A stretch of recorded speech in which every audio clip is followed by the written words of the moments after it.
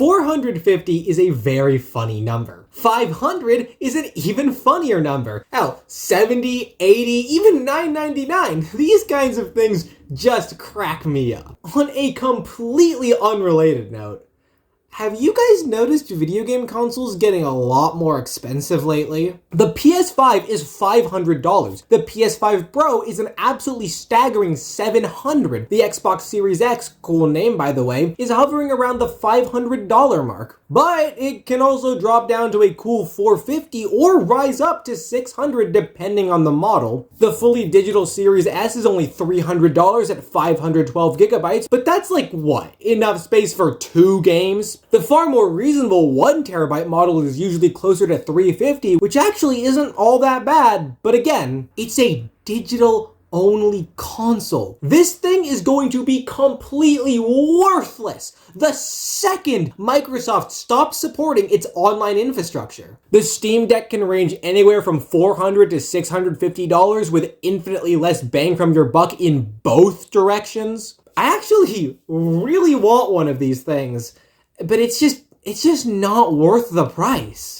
And then there's our good old friend, the Nintendo Switch, a console so timeless and late to the party that it's the only previous generation system still on the market. It's also the only console on the market that you can get brand new for less than $300, before tax and shipping and also depending on the model.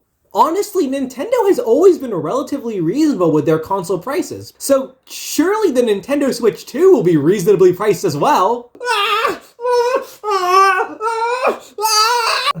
I'm normal, I swear I'm normal. Anyway, in honor of the average person getting aggressively priced out of the video game market and the upcoming Switch 2 and its frankly devastating price point, let's talk about the history of Nintendo console prices and price cuts, specifically in the United States because that's where I live. And let's also do this completely out of order because this isn't a history class and I want to keep things interesting. And also because I couldn't find consistent information on the NES. Probably the most infamous of Nintendo's console price cuts was the 3DS, the direct sequel to Nintendo's best-selling system of all time, released worldwide in March of 2011. Fuck, I'm getting old! For a downright shocking $249.99. Only $50 less than its home console counterpart, and one of the highest price points of a handheld system up to that point, resulting largely from the system's obscenely high price point, as well as minimal perceived improvements to the original DS's hardware, and a first-party launch lineup comprised entirely of Nintendogs, Pilot Wings, and fucking Steel Diver. Steel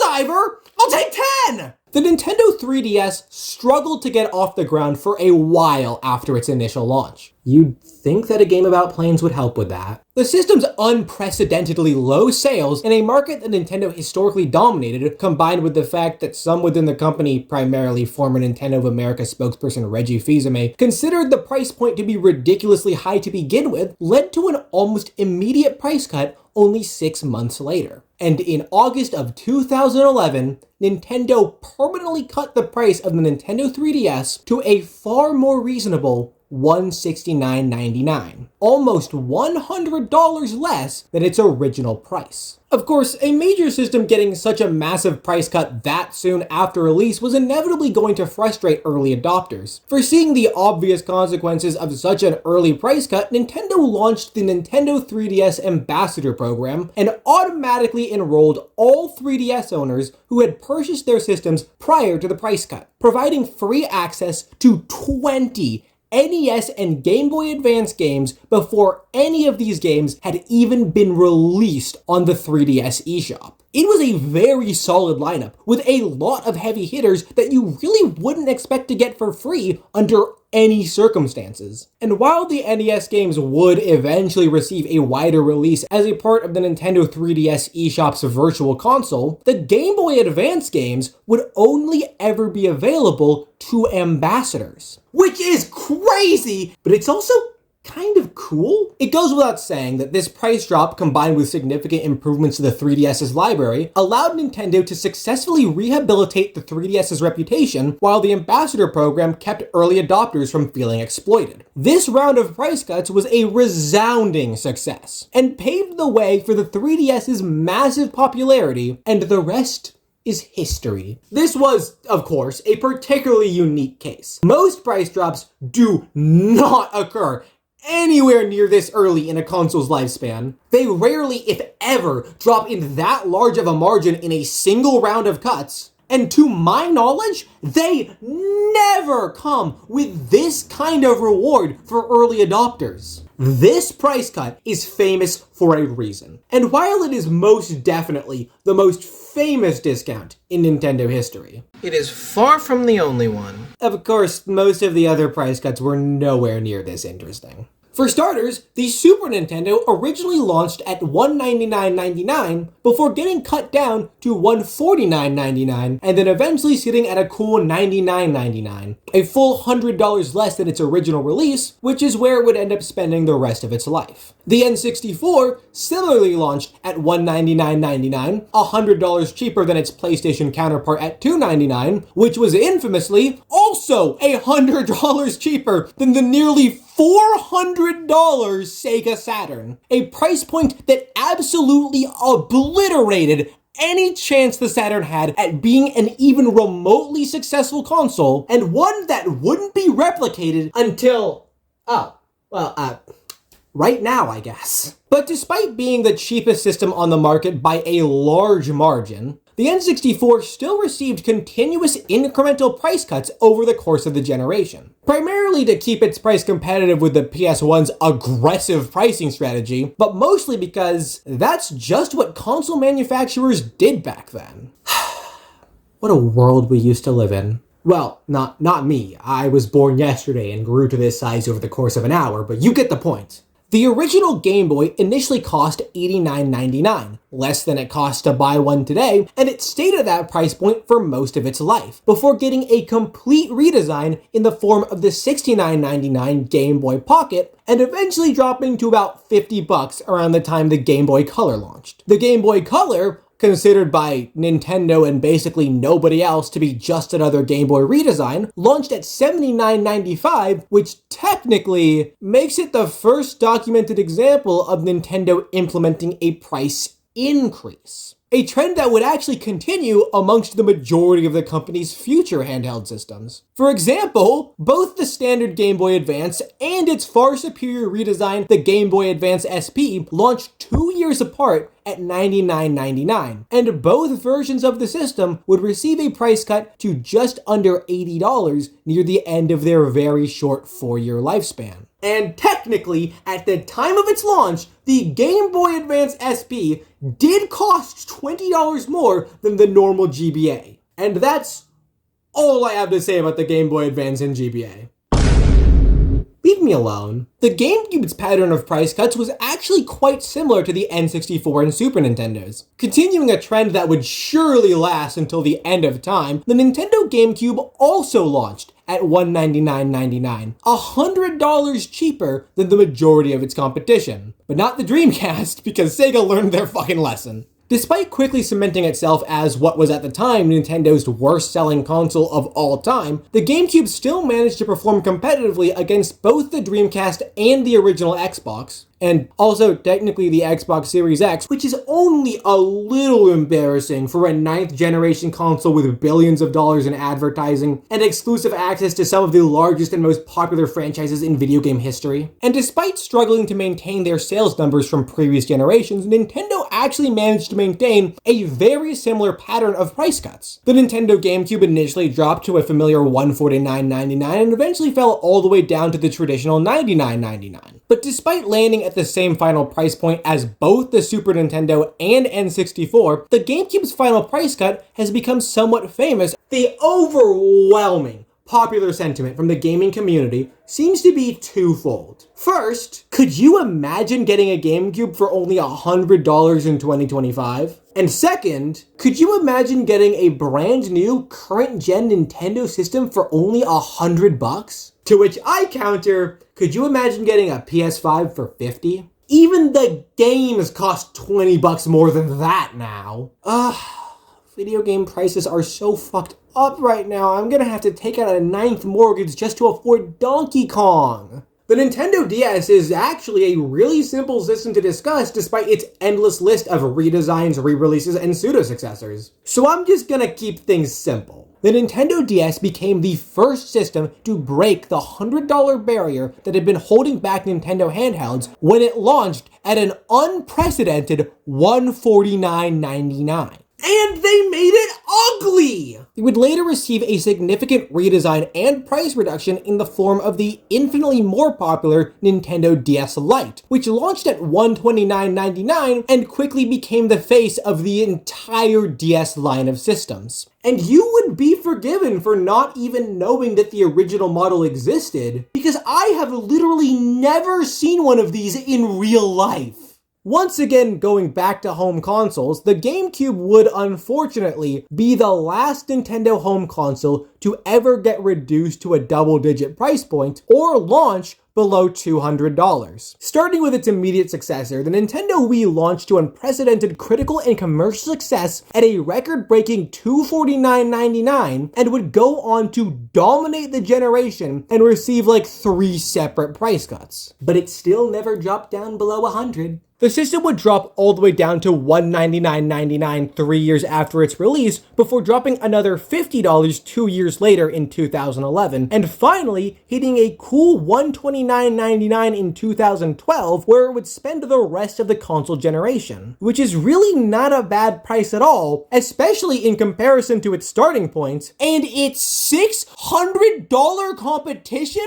What the fuck are we doing here? But if that's still not good enough for you, Nintendo did produce a cheaper alternative. The Wii Mini was a smaller, no, really? And significantly stripped down remodel of the default Nintendo Wii that prioritized cost cutting over everything else. The Wii Mini lacked the Wii's internet connectivity, forward-facing disk drive, GameCube controller ports, memory card slots, and backwards compatibility. And worst of all, they made it red.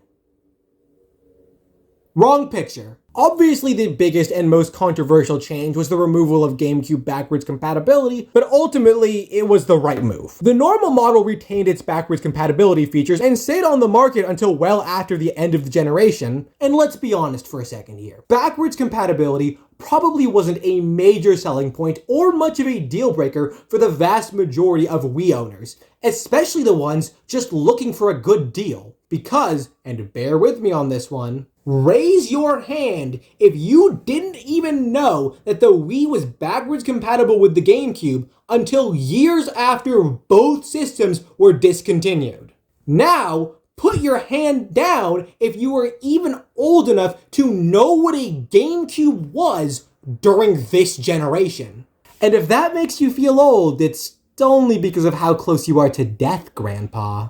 Anyway, the Wii Mini launched in 2013 for $99.99, so technically I lied, but also nothing I said was actually untrue, and that's just the nature of the internet. Moving on to the Wii's immediate successor, the Wii U Series U, probably has the least interesting pricing history of any system that has ever received a discount ever. The console originally launched with 2 models, a $299.99 basic model with an 8GB hard drive, and a $349.99 32GB deluxe model that often included 1 or more back-end titles. The deluxe model would eventually receive a measly $50 price cut and completely replace the soon-to-be discontinued basic model at the same price point. And despite unprecedented low sales that nearly put the entire company out of business, the Wii U never received any additional price drops and would go on to exit the generation at essentially the same price point it had when it entered.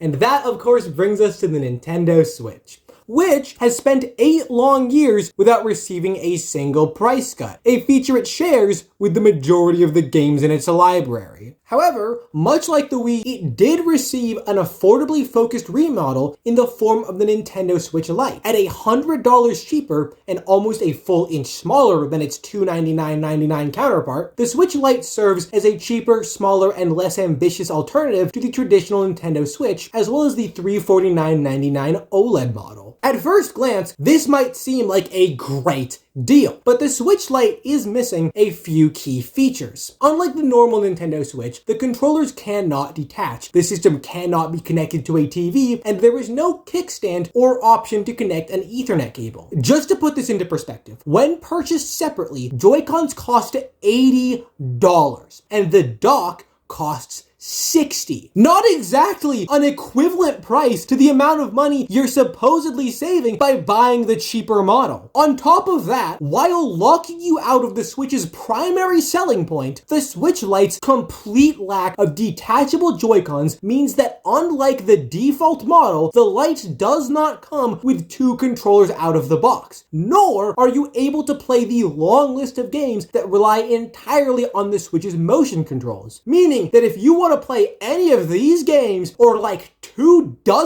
others, or even just play multiplayer with someone else in the same room, then there is a decent chance that you'll have to end up spending an extra $80 on separate Joy-Cons anyway, or at the very least $30 to $70 on a wireless Pro controller, because there is no port for the far cheaper wired controllers. So yeah, sounds like you're getting a great deal with that one. Outside of like busy, somewhat broke college students like myself, who are only buying their Switch to play like Animal Crossing and 2 other games in their dorm room, I genuinely do not know who this system is for. And finally, there is the Switch 2, which is planned to retail for a whopping $449.99, a price that only seems to get exponentially higher in countries that I don't have the pleasure of living in. Needless to say, the gaming community is very happy about this price point and is even happier about the price of the games. In fact, Nintendo fans are out in the streets singing praises for this company. How did they do it? And you're telling me games are only going to be $80? Fuck yes, sign me up, write my signature in blood. Now, it is probably a little early to speculate about the possibility of a price cut, but when pushed for a comment on the public's extreme and unprecedented negative response to the Switch 2's abhorrent price point, Nintendo of America's CEO and former executive at the industry's most parasitic and anti-consumer company, Doug Bowser, woke up from his 5-year hibernation to basically say, LMAO, RIP, you broke-ass peasants. If you can't afford a Switch 2, then just buy a second Switch 1. Maybe if you put them close enough together, they'll combine into a Switch 2 addition and subtraction style. So, you know, things aren't exactly looking good in the price cut department. And it's really starting to look like the history of Nintendo price cuts ends with the Wii U. What a beautiful place to end any sort of pro-consumer policy. Okay. My lawyers have informed me that I should probably specify that I was jokingly exaggerating and that that's not exactly what Doug Bowser said. However, it is my video and I still get to control the narrative. And that's journalism, baby!